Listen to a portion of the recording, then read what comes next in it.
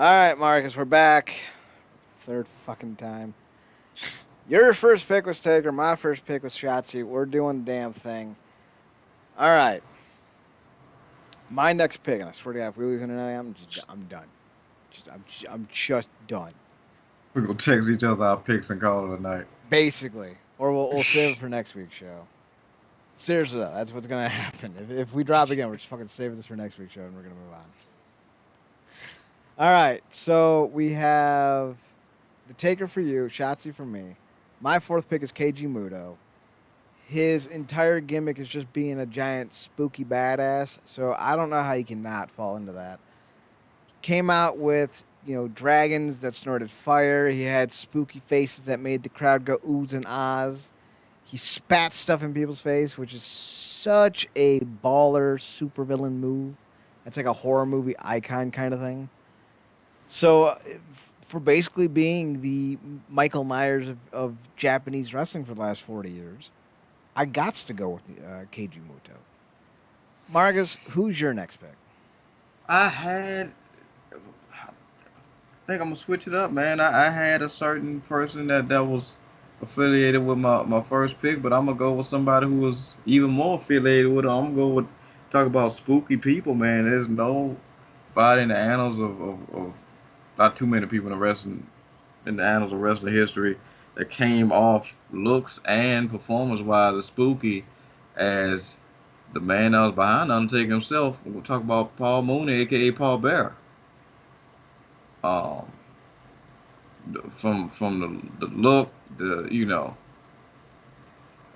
was a funeral arranger of it all, and then oh yeah, like he's the perfect person that you want to put in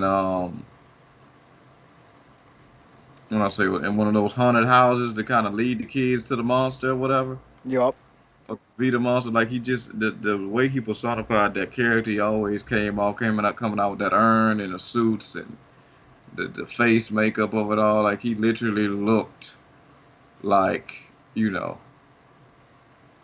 dead man's Reaper. So yeah, I got to give it to him, man. He committed so well to that character, and even in the later years, in the modern times, if you will, he still came off with that same flair. So good. Kudos to him, R.I.P. to Mr. Mooney, man. So I'm gonna go with somebody who looks like a Halloween prop, who acts like a Halloween prop, who in Mexico comes out to Michael Jackson's Thriller. I'm going with the Bone Man himself, the chairman of WCW, La Parca, aka LA Park. The dude's a giant skeleton. He does Dem Bones dance, strutting to the ring. Comes out to Jackson's Thriller. He's perpetually Halloween 24/7. Now, he's technically Dias des Muertos, but, one in one hand, two in another. It's relatively the same concept. It's a day to be spooky. So, LA Park is my number three. Marcus, who's your number three? I'm a three, man. I'm going with one of SmackDown's faithful. Definitely consistent with 2006 uh, on forward. Had a good run.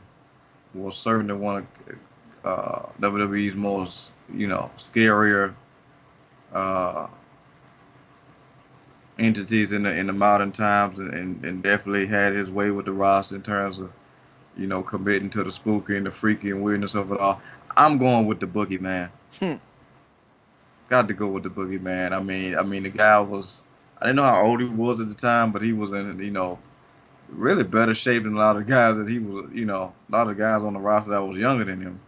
Obviously had the face paint, the teeth were missing. He had the staff, had the clock, not to mention it like the worms. All of it just worked. He was a walking, Halloween horror house type of thing, and it just worked. The pyro, the ambience of it all, him popping up from behind sofas backstage and rubbing worms on people's face and putting them in people's mouths. Like he certainly has a unique highlight package in terms of the SmackDown history of it all. So got to go with him.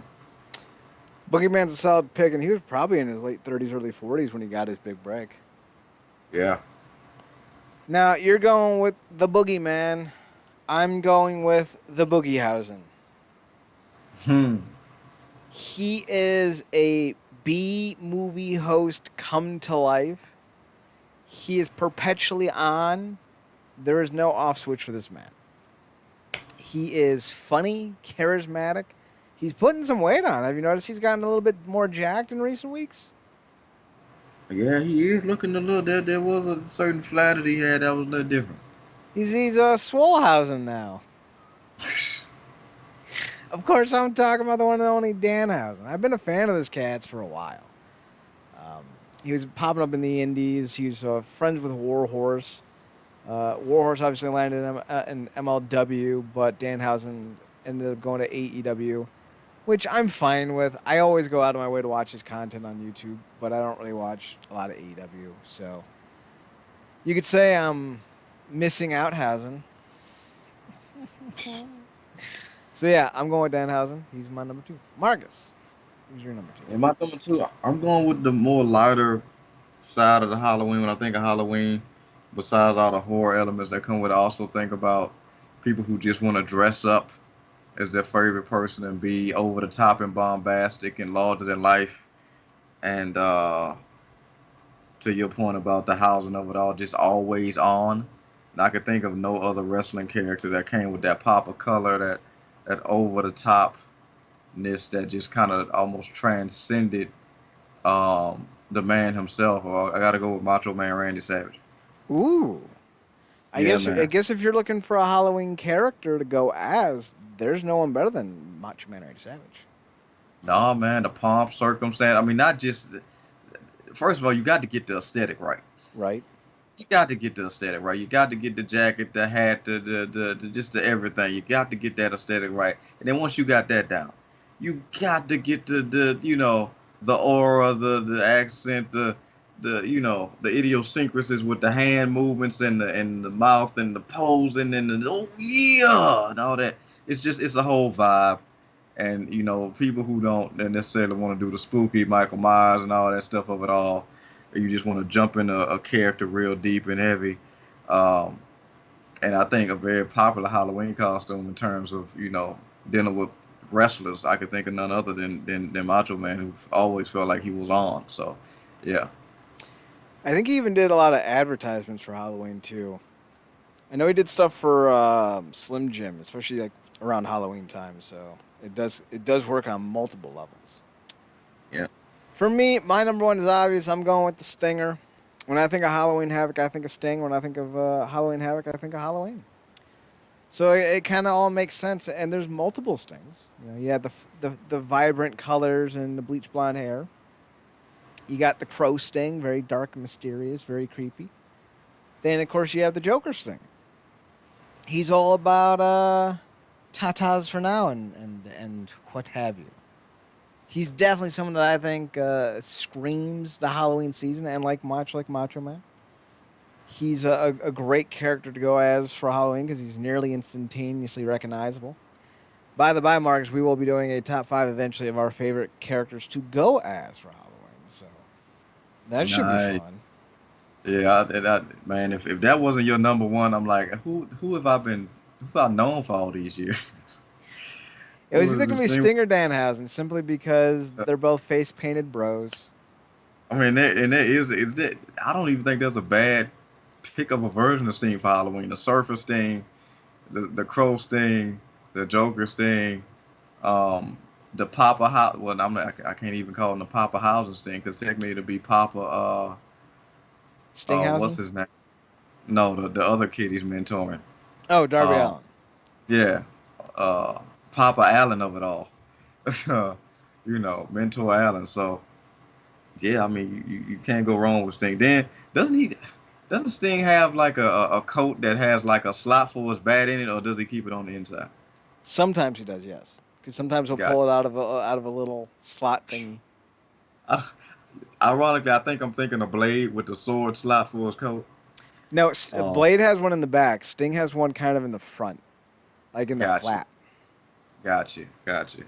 Brilliant either way for me, and I love how our number ones are very much indicative of our of who we are and our flavors of liking. My number one I'm going with the demon of the undead realm. I'm going with Rosemary. Ooh.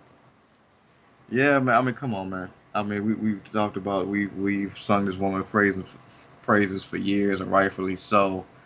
What she's been able to do with it and impact, and what that young lady has been able to do in terms of committing to this character and the way that she has in an era where so much transparency is done with these performers to the point where it's hard to even make a believable gimmick, but she's committed to it in such a way where 100% sells it on screen, oftentimes off screen as well, and even on social media. And she just embodies this role, even if she's switched different gears in terms of her in ring. She's one of those characters that is captivating, and the people behind the scenes and Impact 100% to committing to her all the shenanigans that comes with the character, and she's brilliant. Oftentimes, not even needing to have a title or wrestle to be 100% entertaining and captivating, and she's still as scary as she ever was. And I don't think anybody knows that better than poor Bravo. So I would imagine still suffering scars from thinking he was going to get laid, and instead almost got sent to hell and set up for a murder. But he did get laid, didn't he? But it certainly wasn't by Talia. Who was it by? I think it It was was one of one those of extras. Yeah, one of the extras from the house. Yeah, Oh, Wrestle House. I got to bring him back. 'Cause yeah, I would like to see a third season for Wrestle House for sure.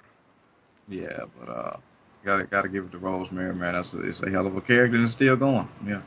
So we're gonna wrap it up there because I don't trust my internet tonight, and I don't want to have to do this shit again. So we're gonna 22 skidoo on out of here I'm gonna do the rundown. RealNerdcorp.com, RealNerdCorp.com. We're on Twitter at NERDCRP. Marcus, you're on Twitter, Paradox Kid, PARADOXKID. Yes, me.